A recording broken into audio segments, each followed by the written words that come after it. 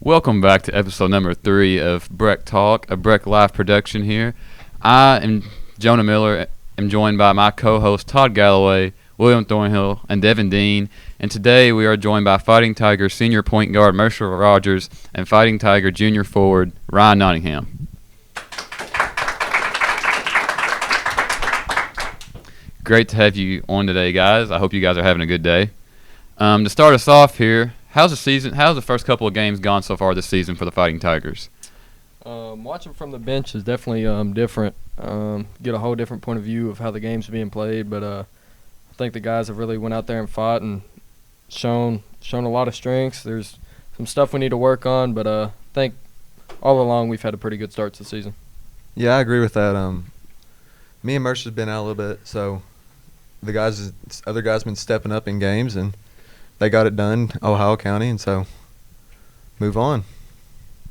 What has the team done well this season?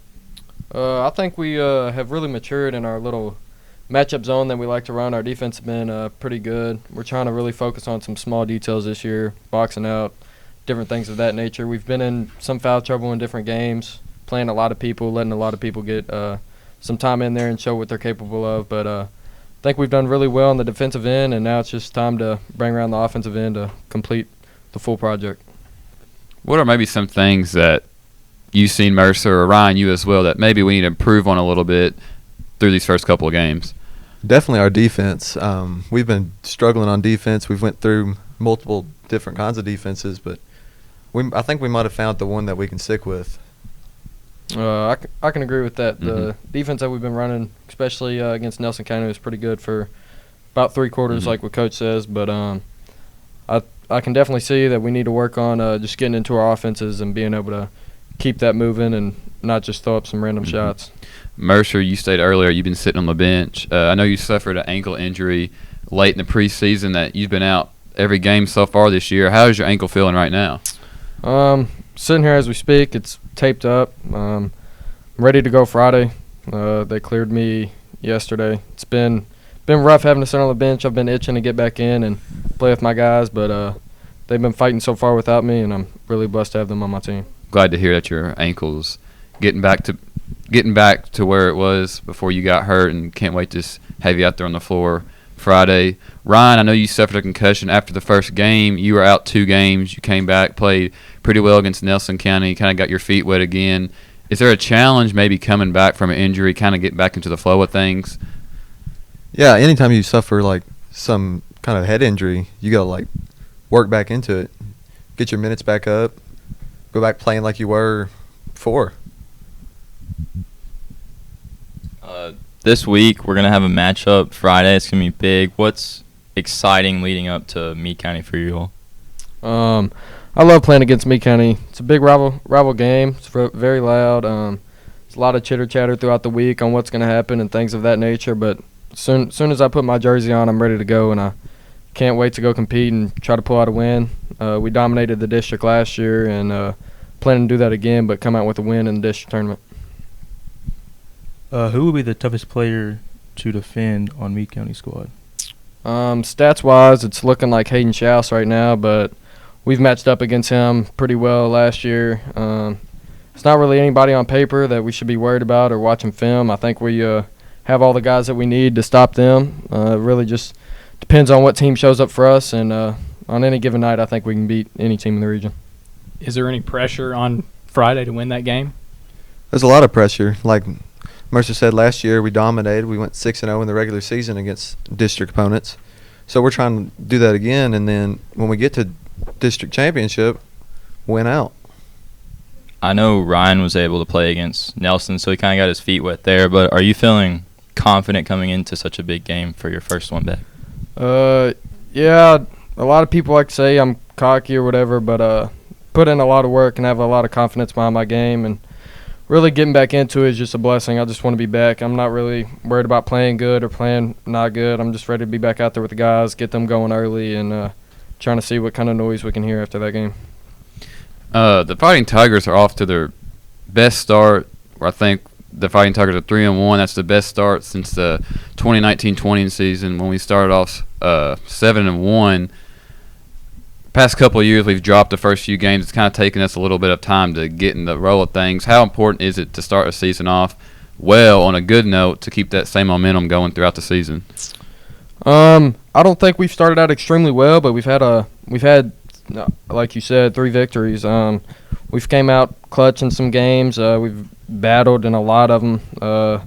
Not to say the officiating's bad in any way, but they're definitely letting us play more this year, and people have stepped up and been tough with it. I think throughout the rest of the season, I don't think there's a team out there that we're really scared of or think we can have a loss to. I think we can compete with anybody out there.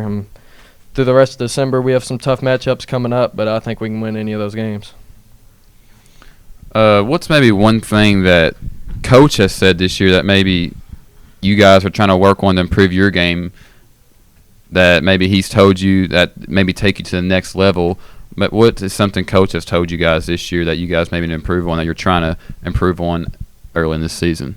Well, Coach always says set the standard, so we're trying out there to be the best we can be, in, game out, practice in, trying to practice to like we're going to play. So to add on what he said, Coach always is setting the standard. We're not lowering it for anybody. I think we've really went hard, definitely throughout the summer and before the season even started, and continuing to now.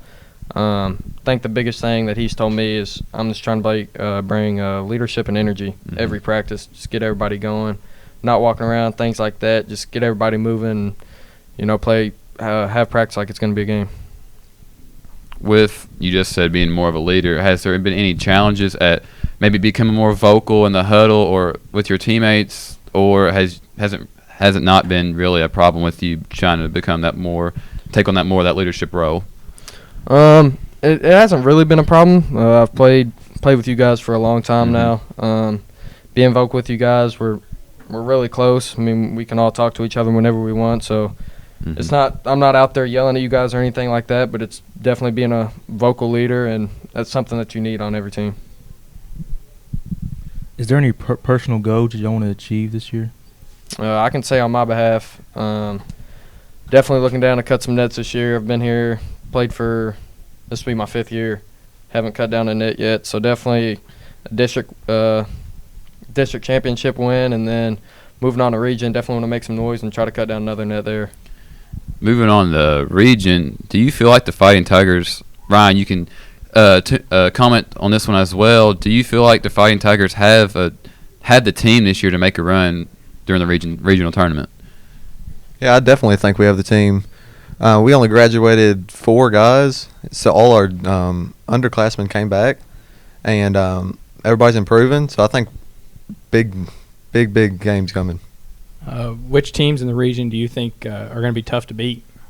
Obviously, Davis County, they brought pretty much all their pieces back. They lost a score last year with Gage Phelps, but they bring Jonathan Moss is good, De'Aaron Watkins is good.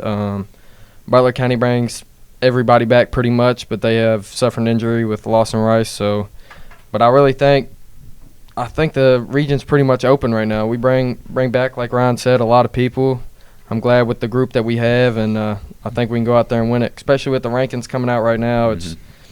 I mean, anybody can be anywhere, so we're not really looking at that like it's a problem, but I think we are definitely being slept on. Mercer, Ryan, say your take on here as well, but is there one team that maybe you're looking forward to playing, maybe have it circled on your calendar more than this year in the region than any other teams? Definitely the Meade County games, like we say, just because they're a district rival, but obviously we got embarrassed by Butler County last year, and they come back to our place this year. We're really looking forward to that one. And then going 2-0 against Grace County, I don't think we've done that in a very long time, and I think it's well-deserving, and we have the guys to do it. So those 3 teams right there, I think we're capable of beating them, and that's kind of the games I want to win. I know we got a big game Friday against Meade County. Take me through, what is your guys' favorite part about the Meade County Breck County rivalry? Definitely just the atmosphere. I mean, as soon as you walk out, the pep sections are chirping back and forth and things like that. But I'm not really one to shy away from the talking or anything like that. I actually enjoy a lot when people will talk to me. So just being able to, I mean, I guess like talking crap back and forth, it really gets me going. So I agree. You hear the pep sections; they're going to be talking to players on the court. They're going to try getting in your head, and the chants you're going to hear. Somebody air balls. Pep section is going to go crazy. It's going to be crazy atmosphere. I feel like all of us being from Breck County, growing up, we always, ever since we were old enough to remember, it's always Hate Me County. And I feel like we all grow up knowing how much this game means to our community, because it's not just the people at the high school, it's our whole community as well. They always want us to do good, especially in that game. So I know you guys are excited, and I'm also really excited to take part in that game on Friday, and if we play how we're capable of, take home a win against our biggest rivals.